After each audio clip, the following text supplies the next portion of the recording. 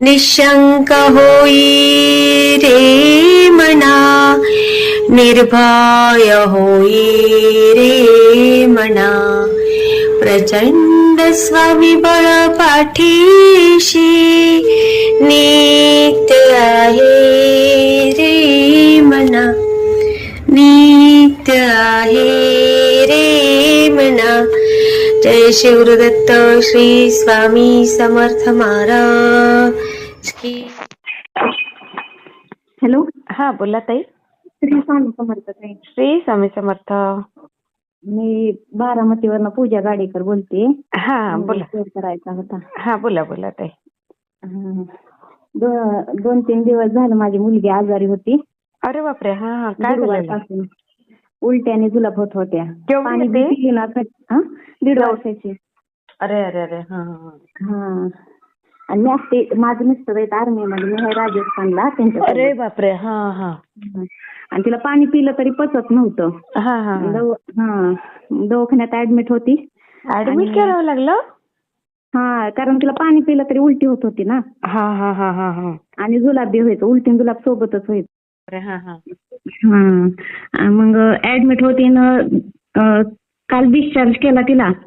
Discharge देताना मी डॉक्टरांना म्हटलं तिला म्हणजे लगेच झाली नाहीये कसली 2-3 दिवसात. तर डॉक्टर म्हणले नाही झाली असेल, तुम्हाला कळलंच नसेल म्हणजे नाही का जुलाबासोबत. तर म्हणलं नाही एवढं ना, आता लगेच झाल्यावरती पॅम्पर्स लगेच असं भारी होतं, सलाईन चालू असल्यामुळे तर जास्त लगेच करायला पाहिजे तिनं. हा. तर डॉक्टर म्हणले नाही नाही केली असेल, तुम्हाला कळलं नसेल. मग माझं मिस्टर बी म्हणलं तुला कळलंच नसेल नाही का जुलाबा.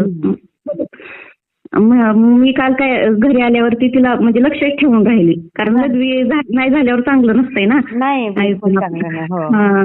म्हटलं जुलाब शी नाही झाली तरी चालतंय, पण लघवी तरी एकदा तरी करायला पाहिजे दिवसात. 2-3 दिवस झालं लघवी मला म्हणजे दिसलीच नाही. हा, दिसलीच नाही कसलीच. हा हा.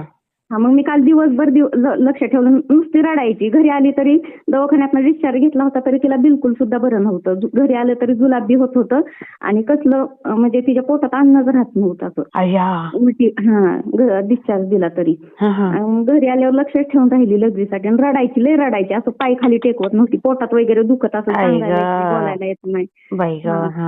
आणि रात्री बी तसंच इतकी रडायला लागली. दिवसभर बी केली नाही मी, लक्ष ठेवून राहिली नाही केली. आणि रात्री बी कसलीच केली नाही. टेन्शन आलं म्हणलं नाही का. आणि इथे एकतर बाहेर आतमध्ये असल्यामुळे, कॅम्पमध्ये असल्यामुळे सोडत नाही ती. बरोबर बरोबर. म्हणलं आता काय करायचं, लय टेन्शन आलं. एवढी रडत होती. पहाटे 3-4च्या दरम्यान दादांना फोन केला, किंजळे दादांना.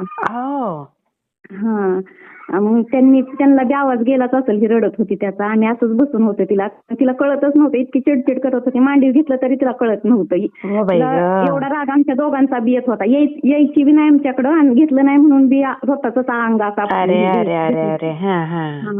दादांनी सकाळी सेवा दिली पहाटच. म्हणले तारक मंत्र म्हणा. तारक मंत्राची सेवा दिली. उदबत्ती लावून तारक मंत्र म्हणा म्हणले. काय काळजी करू नका आणि पोटाला हिंग लावा म्हटले.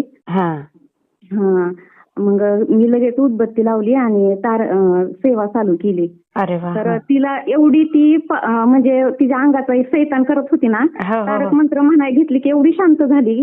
म्हणजे एकदम शांतच बसली, काहीच नाही, एक शब्द बी नाही, अशी रडली नाही काय नाही. 11 वेळाच म्हणले तारक मंत्र. तर 9 वेळा म्हणायपर्यंत शांत बसली. 10 वेळा म्हणायला लागली की परत तशीच करायला लागली. दादा म्हटलेलं तिच्या डोक्यावर हात ठेवून म्हणा नाही का. म्हटलं आता दोन राहिल्यात. मग इतकी तशीच करायला लागली, उलटा पालट शरीराची. तसंच मी तिला पॅक घट्ट मिठीत पकडून तरी 11 पूर्णच केलं. आणि 11वा झाला की जी झोपली ती सकाळीच उठली. आणि मग ते तारक मंत्राचं पाणी पाजा म्हटले होते ना दादा, पण ती झोपल्यामुळे म्हणलं आता नको हिला हे करायला, झाकून ठेवलं. आणि सकाळी 6 वाजता म्हणलं आता ही उठायच्या अगोदर पटकन आवरून घ्यावं, हिला भात वगैरे करून ठेवावा. मग पटकन उठली ना, आंघोळच केली. तर ती बी माझ्या बरोबर उठली. पाणी देऊ का? तर पाणी देऊ का, तर नाही म्हणायची, नाही नुसती रडायची. तिला लघवी नव्हती. तिला तशीच मांडी आणि इकडे लय थंडी आहे म्हटलं तिला म्हणजे इकडे तिकडं फिरणार ती ही करणार म्हणजे पाय टेकवत नव्हती लग्न नव्हती झाली हा मग तिला तशीच रूम मीटर पुढे मांडीवरती घेऊन बसली आणि 8-8:30 वाजेपर्यंत मला वाटतं बसली असेल आणि नंतर ना तीच तोंडाने म्हणली मला पाणी दे. पाणी पा करायला लागली. पाणी तिला पाजलं तारक मंत्राचंच पाजलं. माझं मिस्टर म्हणलं लय थंड आहे म्हणलं असू द्या तरी तेच द्या म्हटलं असू द्या स्वामींचं आहे नाही काय होणार. बरोबर.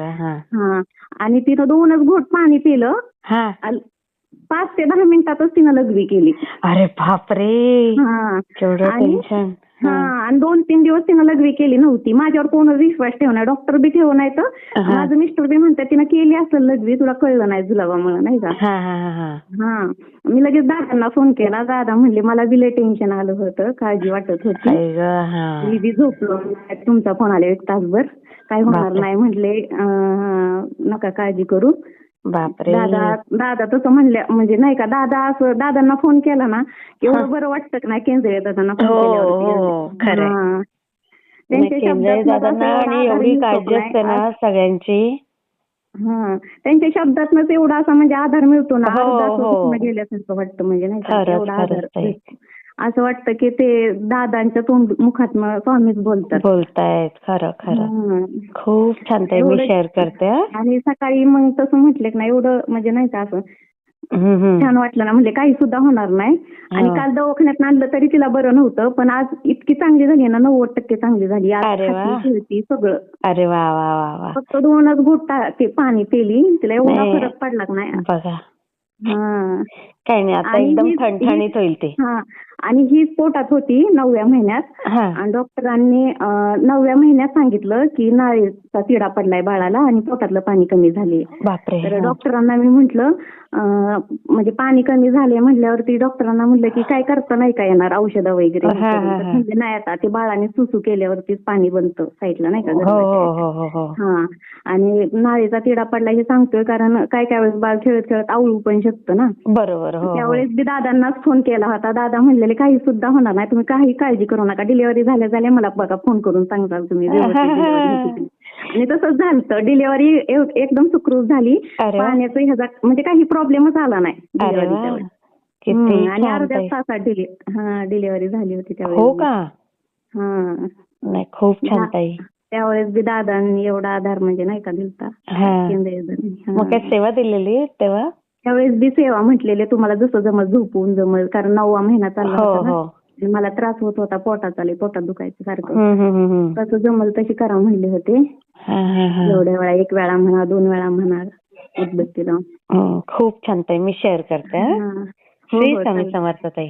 स्वामी समर्थ. मला कसा वाटला ते मला कमेंटमध्ये नक्की सांगा आणि व्हिडिओ आवडला असेल तर लाईक शेअर आणि सबस्क्राईब करायला विसरू नका. आणि हो तुमचेही असेच काही अनुभव असतील तर या दिलेल्या नंबरवर रात्री 9 ते 10 ह्या वेळेमध्ये तुम्ही शेअर करू शकता.